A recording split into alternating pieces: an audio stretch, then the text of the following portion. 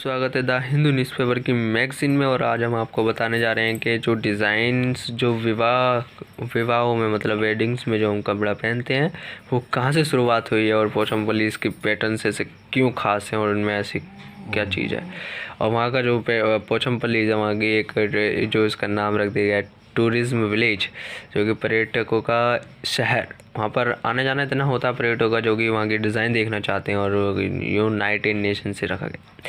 तो वीडियो को देरी ना करते हुए स्टार्ट करते हैं। पोचमपल्लीज़ पैटर्न देखिए, पोचमपल्लीज़ का डिज़ाइन। यहाँ पे जो पोचमपल्लीज़ है वो हमारा विलेज है। Village known for its ikats weaves and texture has won world tourism recognize. देखिए, इकेट जो होता है वो होता है, इकेट एक रंगाई तकनीक है जो इंडोनेशिया से उत्पन्न हुई है, जिसका यूज़ कपड़ा बनाने के लिए किया जाता है। जो कपड़े की रंगाई और बुनाई से पहले यान पर रंगाई करते हैं। इकेट्स के में अलग अलग धागों या धागों के बंडलों को वांछित पैटर्न में कसकर लपेटकर बांधकर उसको रंग करके निर्माण किया जाता है। वीव्स हमारा अच्छी तरह आप जानते हैं, वीव्स का मतलब होता है हमारा बुनाई और टेक्सचर का मतलब हमारा होता है बनावट। उसने जो विलेज की इकेट्स की बुनाई और बनावट ने टूरिज्म का दिल जीत लिया, जो कि वहाँ पे टूरिज्म का आना जाना हद से ज़्यादा ही रहता है क्योंकि डिज़ाइनों को देखने के लिए। पोचमपल्ली विलेज, जो हमारा पोचमपल्ली विलेज है वो about 50 kilometre from Hyderabad in Telangana. Hyderabad में 50 किलोमीटर दूर है तेलंगाना में। Is set to be name as one of the best tourism village by the United Nation World Tourism Organisation. देखिए, United Nation World Tourism Organisation द्वारा इसका नाम रख दिया गया है टूरिज्म विलेज, है ना। अब आगे बढ़ते हैं। It's a global initiative showcase village is where tourism preserve culture and traditions. अब देखिए, आपने इस चीज़ के बारे में तो सुना ही होगा जहाँ पर हमारी पुरानी परंपराओं को फॉलो किया जाता है या पुरानी परंपराओं को रखा जाता है किसी भी चीज़ को। तो वहाँ पर जो टूरिज्म का स्कोप होता है आने का मतलब स्केल जो होता है वो कुछ ज़्यादा ही रहता है, क्योंकि जो टूरिज़्म होता है आज का वो पुराने ज़माने की चीज़ों को देखना चाहता है। किस तरह की हमारी टेक्नोलॉजी थी, किस तरह से हम किसी भी काम को जो हम करा करते थे हम हाथों से क्या करते या वाक्य मशीन से क्या करते थे। तो इस चीज़ में आज हम थोड़ा कन्फ्यूज़ हैं क्योंकि जो हमारी पुरानी ज़माने की चीज़ें हैं वो हमें ज़्यादा पसंद लगने लगी है। अब यहाँ पर जो हमारा है जो यहाँ पर कल्चर और ट्रेडिशंस को बिल्कुल अच्छी तरह प्रिजर्व किया गया है, उसका प्रदर्शन करते हैं मतलब देखते हैं टूरिज्म आके। Celebrates diversity, provide opportunities and safe guard biodiversity. अब देखिए, यहाँ पर सेलिब्रेट किया जाता है डाइवर्सिटी को, वहाँ पर अपॉर्चुनिटीज़ भी प्रोवाइड की जाती है। Safe guard biodiversity. अब बायोडाइवर्सिटी हमारी वो होती है जैव विविधता, जो कि पुरानी चीज़ें हमारी अभी तक कायम हो और वो हेल्दी एनवायरनमेंट बना रही हो। Pochampally is an artisanal village known for its exceptional ikats. जो पोचमपल्ली विलेज है शहर है, वो एक कारीगरी विलेज है, गाँव है, शहर नहीं है सॉरी। वो जाना जाता है उसकी खास इकेट डिज़ाइनों से। टाई एंड डाई वो डिज़ाइन होती है जो कि हम कपड़े के ऊपर गांठ बांधकर और कलर रंग में रंगाई करते हैं, तो उसे बोलते हैं tie and dye. Visited throng the village to see the weavers at work on their handlooms. देखिए, यहाँ पर जो विलेज है वो ऐसा लगता है कि भाई जो वीवर्स हैं eight work on their handloom, वो अपने हाथों से कर चलाकर इसको क्रिएट करते हैं कपड़े को। कम्प्लेक्स ज्योमेट्रिक डिज़ाइंस तैयार करते हैं मायरेट कलर में, मतलब भिन्न भिन्न प्रकार के कलरों में। Indian hand woven fabric have been known since time memorial. अब देखिए, यहाँ पर जो हमारा इंडियन हाथों से, भारतीय हाथों से जो बुना जाता है कपड़ा, वो कब से जाना जाता है? इमेमोरियल टाइम से, जो बहुत पुराने समय से ये जाना जाता है। And third, India was famous even in ancient times. जैसा कि हालांकि जो भारत था वो पहले पुराने समय के लिए बहुत ही मशहूर है as an exporter of textile. कपड़ों का एक्सपोर्ट करना मतलब एक्सपोर्ट करना कपड़ों का। निर्यात, जो निर्यातक होते हैं यहाँ से कपड़े ले जाते हैं तो उन्हें एक्सपोर्ट बोलते हैं ना। एक्सपोर्ट करना कपड़ों का इस चीज़ में बहुत मशहूर है। और including export textile to most part of the civilise world. जो ज़्यादा से ज़्यादा जो हमारे वर्ल्ड है वहाँ पर मतलब देश हैं वहाँ पर जाता है ये कपड़ा, including through the silk route. किसके माध्यम से? सिल्क माध्यम से, मतलब रेशम के माध्यम से। फ्यू एक्चुअल फैब्रिक, जो पहले के जो कुछ एक्चुअल फैब्रिक थे और प्रिंटेड कॉटन हैव सर्वाइव, कुछ जो पहले ज़माने के थे वो अभी फ़िलहाल अभी भी सर्वाइव हैं। इंडियन फ्लोरल प्रिंट जो है डेटिंग बैक टू द, अगर हम 1818 सेंचुरी में वापस जाएं तो इनका जो डिस्कवर किया गया था वो ओरेल स्टेन ने किया गया था। इनने आइसी पानी मतलब बर्फीले पानी में और सेंट्रल एशिया में। The evidence shows that of all the arts and craft of India, ये जो ये सबूत है वो ये दिखलाता है, ये प्रमाणित होता है कि जो पहले के आर्ट्स और क्राफ्ट थे हमारे, आर्ट्स और क्राफ्ट क्या होते हैं इसके बारे में देखते हैं हम। जो हमारे पहले के कारीगरी थी, क्राफ्ट माने होता है हमारी कारीगरी और आर्ट्स माने होता है हमारी कला। जो कला और कारीगरी थी ऑफ इंडिया, भारत की traditional handloom textile are probably the oldest, ये प्रोबेबली लगभग निश्चित रूप से ये पुराने ज़माने की ही टेक्सटाइल मानी जाती है ना। ड्यूरिंग द ब्रिटिश ऑक्यूपेशन, जब ब्रिटिशों के धंधे के दौरान the handloom textile of India faced unforeseen competition from the industry produce textile good of the UK compound by other factors. अब देखिए यहाँ पर जो हमने अभी पढ़ा था, during the British occupation the handloom textile of India faced unforeseen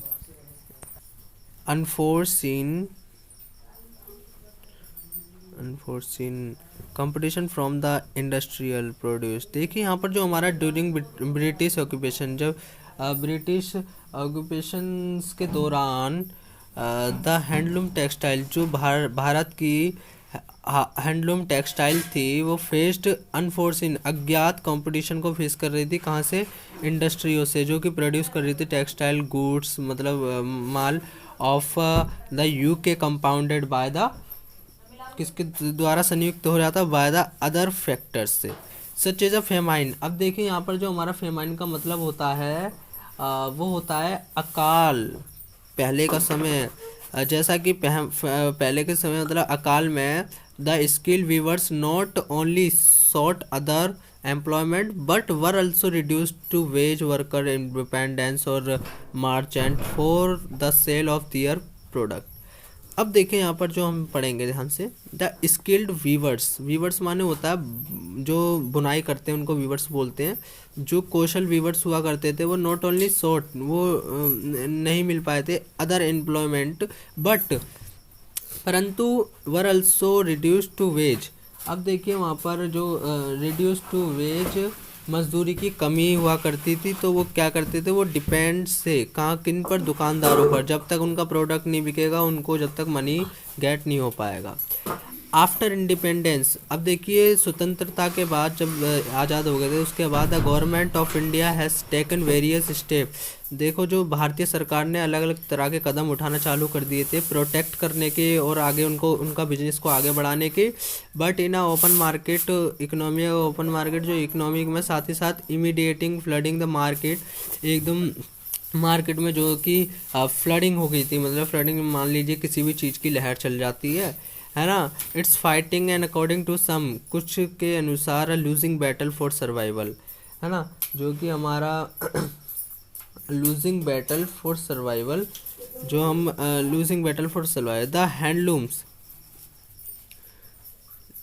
the handloom survive today largely. जो हैंडलूम है, जो हाथों से जो बनाया जाता है चीज़ों को, वो आज के समय में बहुत ही लार्जली स्केल पर पहुंच चुकी है। और क्योंकि as the late Pupul Jayakar said, जैसा कि पुपुल जायकर कहते थे कि जो women of India wear saris, जो भारतीय वो औरतें होती हैं वो साड़ी पहनती हैं, these shall stay alive still our mother, जब हमारी बहन और माताओं तक रहेगा ये जो साड़ी पहनने का रीति रिवाज है। Wives and daughters continue to wear them, उनको वाइफ्स भी पहनेंगी और लड़कियां भी पहनेंगी। But the tragedy is that a time when the government is talking about skill development as a priority.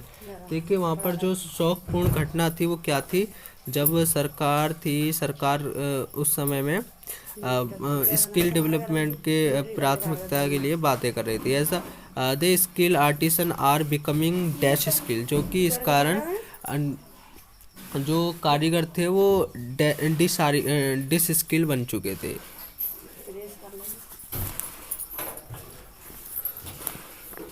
देखिए working on lolly paid job, देखिए जो लेबर्स थे मतलब जो लेबर्स थी वो बहुत ही कम पैसों पर काम कर रही थी। इवन टुडे जैसे आज भी, thanks to the great and determination of the handloom viewers.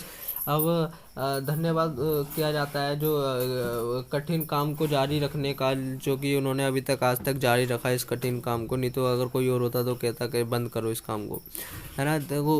तो डिटर्मिनेशन था यहाँ पर हैंडलूम वीवर्स थे। And patronage of the lovers of handloom textile as well as the long standing initiative. अब देखिए यहाँ पर जो हमारा पैट्रोनेज है वो संरक्षण द्वारा की गई सहायता। देखिए पेट्रो जो सहायता की गई थी हमारे लवर्स की जो हैंडलूम्स थे textile as well as long standing initiative of the government of India. We continue have weavers who produce textile which are not only widely purchased by the countrymen for special occasions as well as the fashion statements, but are also hugely appreciated and acquired by the tourists coming India from all over the world। देखिए यहाँ पर जो हमारी textile थी वो ना कि हमारे देशवासी ही खरीदते हैं, बाकी यहाँ पर हम फैशंस के लिए भी इस्तेमाल करा करते हैं। और फैशंस के साथ साथ जो हमारे विदेशी लोग आते हैं वो भी ज़्यादा से ज़्यादा इस चीज़ को परचेस करते हैं। India handloom is not a single brand और प्रोडक्ट, जो इंडिया हैंडलूम है वो एक सिंगल ब्रांड और प्रोडक्ट नहीं है। There are regional state specific of local variations product produced on different type of looms and based on the various color and designs technology। देखिए अलग अलग स्टेट्स के लिए, अलग अलग जगहों के लिए और अलग अलग डिज़ाइंस के लिए इसको तैयार किया जाता है, जो कि हर कोई इसको धारण कर सके। और कहाँ गए यहाँ पर सम ऑफ द वेल नाउन, जो कि सम कुछ ऐसे हैं जो कि अच्छी तरह जाने जाते हैं, जैसे ऑथेंटिक और एथनिक। देखिए यहाँ पर जो ऑथेंटिक और एथनिक है, ऑथेंटिक असली और जातीय चीज़ मानी जाती है, हैंडलूम टेक्सटाइल ऑफ इंडिया माना जाता है। और currently very popularly nationally as well as internationally. In alphabetical अगर देखा जाए तो बेलूचेरी, बनारसी, चंदेरी, गढ़वाल, कलमकरी, कजीवारम, कोटा, मंगलागिरी और महेश्वरी, पैठानी और पोचमपल्ली और पटोला और संभालपुरी और तेंगल एंड सोन। देखिए अगर कोई गलती हो तो उसके लिए मैं माफ़ी चाहूँगा, क्योंकि बहुत सारे नेम्स आ गए थे इसलिए प्रॉब्लम। तो सम अदर्स लेस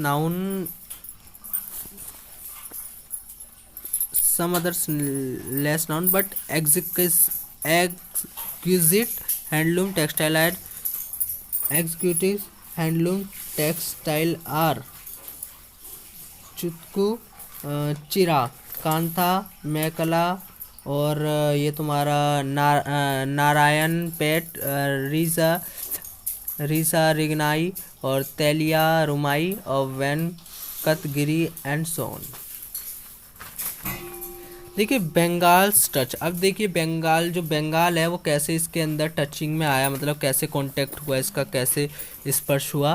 तो returning to the Pochampally way back in mid 1980s। देखिए वापस जाती हूँ पोचमपल्ली में 1980 के बीच में, when I was working in the office of the development commissioner for handlooms, जो मैं काम कर रहा था ऑफिस में, किसमें, डेवलपमेंट कमिश्नर ऑफ हैंडलूम के लिए, और मिनिस्ट्री ऑफ टेक्सटाइल थी श्याम बेनेगल, और the film director was persuaded to weave a film story around the life and times of the India handloom viewers.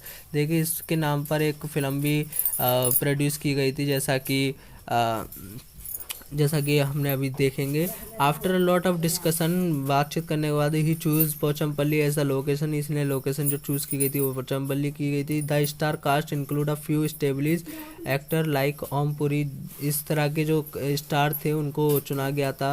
Om Puri, साबाना Azmi, और कुलभूषण, और करबंदा, नीना गुप्ता, मोहन अगाशे एंड के Raina, as well as up and coming actors जो कि आ रहे थे, who earn a name for them से, उन्होंने अपना नाम कमाया, such as Anu Kumar, Harish Patel, इलारून, Anita कानवार, Pankaj Kapoor and Satish Kaushik. It was build as a story about the इकेत handloom weavers of Pochampally, जो कि इसकी इसका विज्ञापन जो ज़्यादा हुआ था वो किसके उस पे हुआ था, पोचमपल्ली इकेट्स पे ज़्यादा विज्ञापन हुआ था, हैंडलूम वीवर्स ऑफ पोचमपल्ली।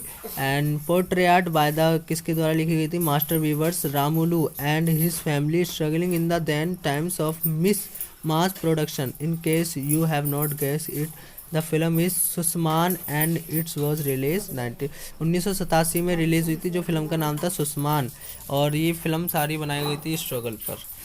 तो वीडियो को समाप्त करते हुए मैं आपको धन्यवाद कहना चाहता हूँ। वीडियो अगर पसंद आई हो तो लाइक, शेयर, कमेंट और सब्सक्राइब करना ना भूलें, और मैं इस तरह की वीडियोस मैगजीन्स के लिए लेकर आता रहूँगा। धन्यवाद।